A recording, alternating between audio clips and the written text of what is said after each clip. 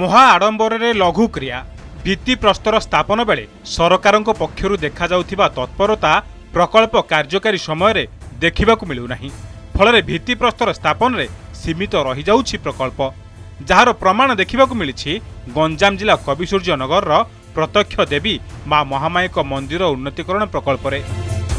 सरकार अंचलवासी दाबी को नजर रखी गत फेब्रुआरी मासरे मंदिर उन्नतीकरण लगी 50 लाख टंका मंजूर करने सह तत्कालीन विभागीय मंत्री यार भित्ति प्रस्तर स्थापन करथिले। तेबे प्रकल्प वर्तमान सुधा कागज कलम रे सीमित होई रही जाइछि। फल स्थापन 9 मास परे भी प्रकल्प कार्य आरंभ होगा तो दूरर कथा माटी इंचे भी खोला जाई नहीं। तेबे काहींकि प्रकल्प कार्य आरंभ होई पारु नहीं ताहाकु नै प्रश्न उठाइछन्ति अंचलवासी। देखंतु पूर्व सरकार रे जतबेले नवीन पटनायक सरकार थिला पूर्वतन विधायक लतिका प्रधान द्वारा जहाँकि लोक मानकर सेटा गोटे डिमांड थिला कविसूर्य नगर माँ अधिष्ठात्री देवी महामाईंकर उन्नतीकरण पाई जेहेतु सरकार द्वारा 50 लाखर फंड सांक्शन होता तार फलक मध्य तार से इनागोशन होता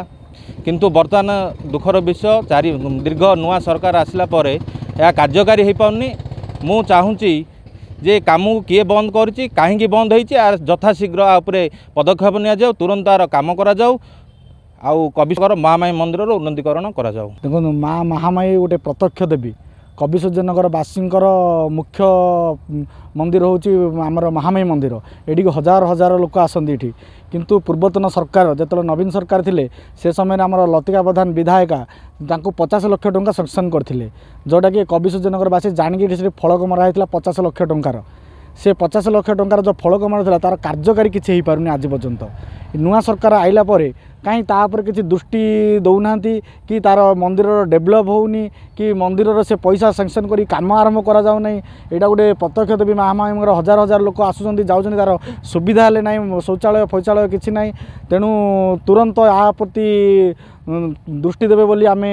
जिलापाल महोदय को अनुरोध करुचु कारण ए काम बंद करिछि किए ए जो 50 लाख आइला ताको अटकी किए। गंजाम जिलार समस्त शक्तिपीठ मध्यरु कविसूर्य नगर प्रत्यक्ष देवी मां महामाई पीठरे रही स्वतंत्र स्थान। एटी प्रत्येक दिन जिला तथा राज्यर विभिन्न स्थानरू हजार हजार श्रद्धालु मां को दर्शन लगे आसुथिबा बेले श्रद्धालुंको पई पीठरे नाही मौलिक सुविधा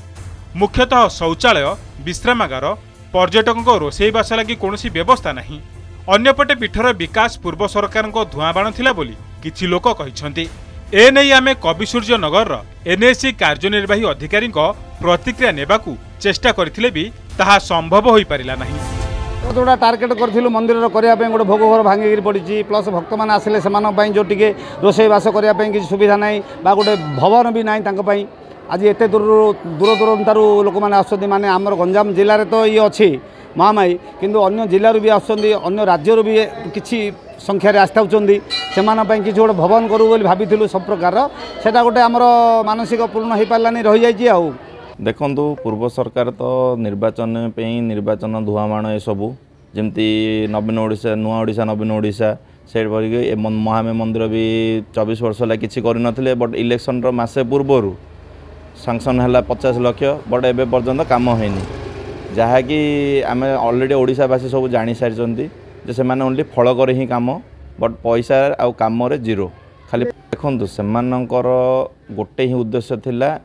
ओनली पैसा इनकम करवाटा आउ किसी उद्देश्य नथिला कि स्थानीयवासी केमती उन्नति हे मंदिर केमती उन्नति हे किमिति एटा राज्यर गोटे प्रतिष्ठित मंदिर हम से किसी उद्देश्य नथिला से खाली निर्वाचन में केमती जितबे से एटा गोटे लोक मानक गोटे भुआ बुलापी एटा कर खाली प्रचार ओनली करते आउ किछि ना। विभागीय अधिकारी आंतरिकता अभाव जो भित्ति प्रस्तर स्थापन 9 मास पर भी प्रकल्प कार्य आरंभ न होइबा घटना नहीं आमे कविसूर्य नगर एनएसी कार्यनिर्वाही अधिकारी प्रतिक्रिया नेबापी कार्यालय को लगातार 3 दिन धरी आसुथिबा बेले बाबू अनुपस्थित रहिबा सह कार्यालय रे ताला झुलुथिबा देखबाक मिली। तेबे कागज कलम रे सीमित रहिथिबा प्रकल्प केबे कार्यक्रम होउची एवं खबर प्रसारण पर यह ऊपर केबे प्रशासनिक अधिकारी नजर पड़ुची ताहा आगामी दिन में जना पड़िबो। गंजाम जिला कविसूर्य नगर पीतवास दास।